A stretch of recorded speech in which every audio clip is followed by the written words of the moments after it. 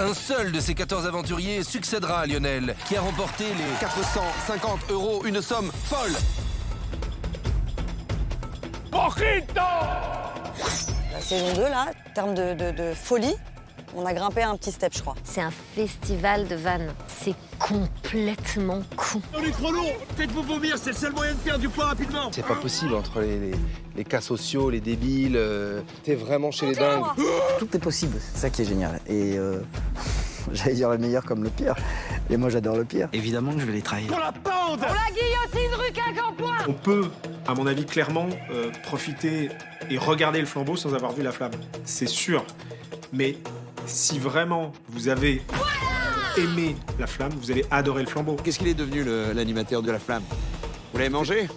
Le vrai concept qui nous plaisait, Vous l'avez mangé? c'était d'imaginer qu'on satirisait une émission de télé-réalité différente à chaque fois. Vous êtes sûr que c'est là, parce qu'il n'y a pas de villa, hein? Marc ne sait même pas où il revient, mais il revient sur une autre émission de télé-réalité. C'est normal qu'il n'y ait rien, on doit tout construire nous-mêmes. On va tout construire avec quoi, Anne? Nos mains, peut-être? Il pense que c'est toujours une émission de dating, donc il croit toujours qu'il va trouver l'amour. L'aventure. Mais moi, une aventure d'un soir, ça me va très bien. Et il comprend pas.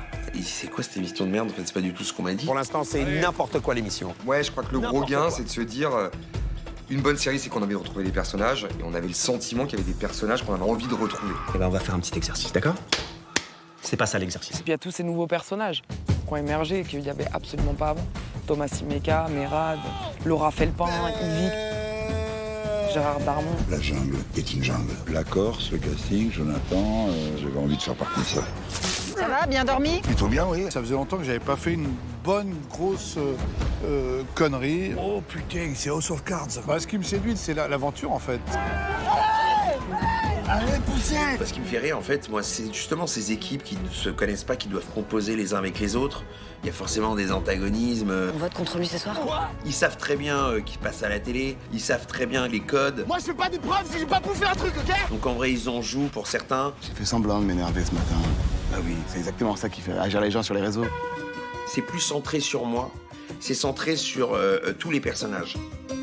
Et je pense que c'est ça aussi qui va apporter beaucoup de diversité, puis de renouveau aussi par rapport à la saison 1. Ah putain, ça c'est une bonne chiasse à la Patrice, ça. Ça me plaît l'idée que ce soit très border, quoi. Nos censures, de toute façon, Canal, pour le coup, ils sont vraiment nos potes là-dessus. Mais non! Il y a encore de la place aujourd'hui pour des séries loufoques, dingues. Et c'est ça qui compte. Parce que c'est ça qu'on a besoin d'avoir dans le panorama français. Quel sera le prochain aventurier éliminé? Vous le saurez en regardant le prochain épisode du Flambeau.